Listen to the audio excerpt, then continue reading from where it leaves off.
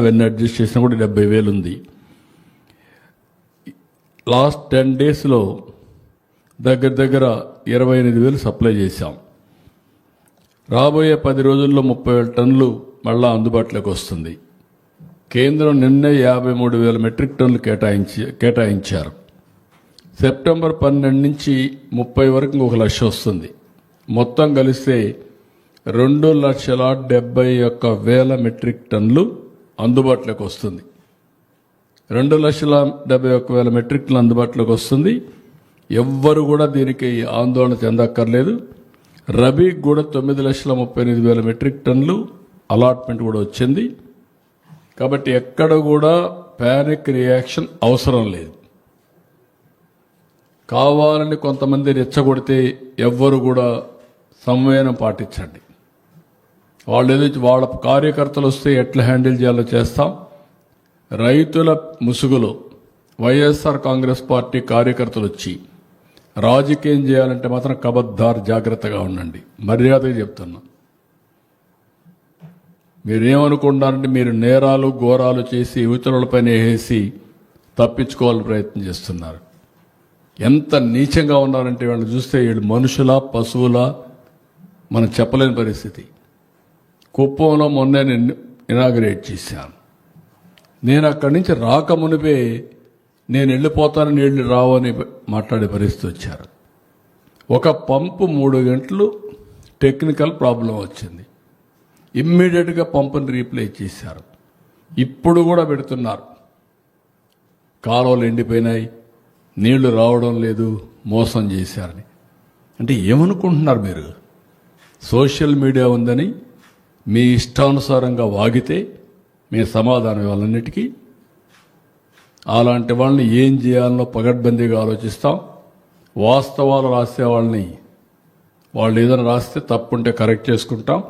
తప్పుడు వార్తలు రాస్తే మాత్రం కబద్దార్ జాగ్రత్తగా ఉండండి. మీరు వేయడం మేము ఫేక్ న్యూస్ అని పెట్టుకోవాలన్నా? బుద్ధి జ్ఞానం లేదు మీకు? ఏమనుకుంటున్నారు మీరు?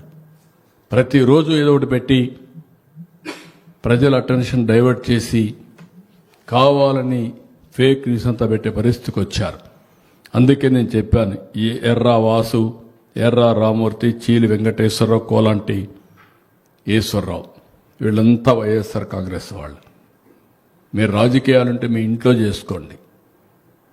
ప్రభుత్వం దగ్గర మాత్రం తోక తిప్పితే తోక కట్ చేస్తాం. ఇంకొక ఆయన మాట్లాడతాడు, అక్కడేదో విశాఖపట్నం రైల్వే మనం స్టీల్ ప్లాంట్ ప్రైవేటైజ్ చేస్తే పోరాడతాడంట. ఎవరు చెప్పాడా నిన్ను పోరాడమని? ఎవరు ప్రైవేటైజ్ చేస్తారా? డెఫినెట్గా కొన్ని గవర్నమెంట్లన్నీ కూడా కొన్ని సర్వీసులు అవుట్సోర్సింగ్ చేసుకుంటారు సమర్థత పెంచడానికి. అది నెపం పెట్టి ఇష్టానుసారంగా మాట్లాడడం. 12,000 కోట్ల రూపాయలు కేంద్రం ఇచ్చి ఈరోజు మళ్ళీ విశాఖపట్నం స్టీల్ ప్లాంట్ రివైవ్ చేసే ప్రయత్నం చేస్తే, తెలుగువారి ఆత్మ గౌరవాన్ని కాపాడితే, మన మనోభావాలు కాపాడడం కోసం దేశంలోనే మొట్టమొదటిసారి ఒక నిర్ణయం తీసుకుని ఆ నిర్ణయాన్ని పునరాలోచించి మళ్ళీ 12,000 కోట్ల రూపాయలు ఇచ్చి ఇప్పుడు ముందుకు తీసుకుపోతున్నాం. ఇలాంటి దౌర్భాగ్యమైన పార్టీని ఎప్పుడు చూడలేం.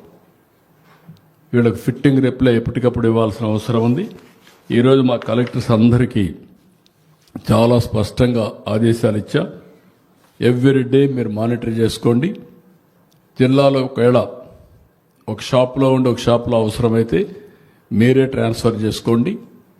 ఏ ఒక్క రైతు మాకు ఎరువులు లేదనకుండా చూసుకునే బాధ్యత మీది. అదే సమయంలో ఎక్కడన్నా కానీ ఎరువులు లేదంటే నేనే అక్కడికి వెళ్తా, నేను అక్కడ చూస్తా. మా వాళ్ళ తప్పుంటే యాక్షన్ తీసుకుంటా. కావాలని ఇలాంటి న్యూస్ చేస్తే వాడిని తీసిపోయి బొక్కలో పెట్టి అక్కడి నుంచి పనిష్ చేస్తాం. తమాషా అనుకోవద్దండి. రేపటి నుంచి ఎక్కడ జరిగినా సరే